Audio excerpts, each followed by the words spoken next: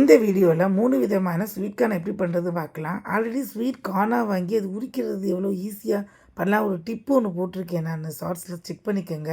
அதை வாங்கி உரித்து நல்லா 3 விசில் வச்சு நல்லா வேக வச்சு எடுத்துக்கலாம்.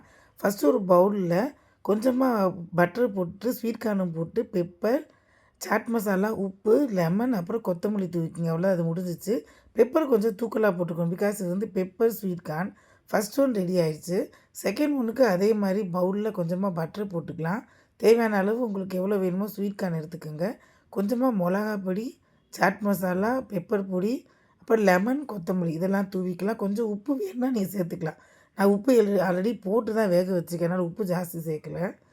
ஸோ இது நல்லா போட்டு கலந்துக்கலாம். இது உங்கள் இஷ்டம் தான், நீங்கள் என்ன வேணால் கலந்துக்கலாம். பிளாக் சால்ட்டு, பெரி பெரி மசாலா, மேகி மசாலா, உங்களுக்கு என்ன வேணுமோ எல்லாமே இதில் கலந்துக்கலாம்.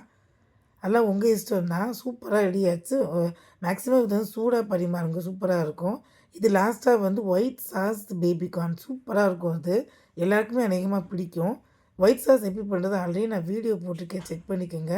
அதோட கொஞ்சம் மேலே பெப்பர் பொடி, ஆரிகானோவில் தூவி அந்த ஸ்வீட் கார்னையும் போட்டு சூடாக பரிமாறுங்க. டேஸ்ட் இது வேறு லெவலில் இருக்கும். ரொம்ப பசங்களுக்கு பிடிச்ச விஷயம் இது. ரொம்ப டேஸ்ட்டுமே வித்தியாசமாக இருக்கும். மேலே கொஞ்சம் சீஸை போட்டு கொடுத்தீங்கன்னா சீஸியாக ரொம்ப நல்லாயிருக்கும் இந்த ஸ்வீட் கார்ன். பாருங்கள் 3 விதமாக ரெடி ஆகிடுச்சு. எவ்வளோ கலர்ஃபுல்லாக நல்லா இருக்குன்னு. சாப்பிட்றதுக்கும் அந்தளவுக்கு டேஸ்ட் ரொம்பவே நல்லாயிருக்கும். மேலேயும் கொஞ்சம் சீஸ் நீங்கள் தூவிக்கலாம். சீஸியாக சூப்பராக ரெடி ஆகிடுச்சு. தேங்க்ஸ் ஃபார் வாட்சிங்.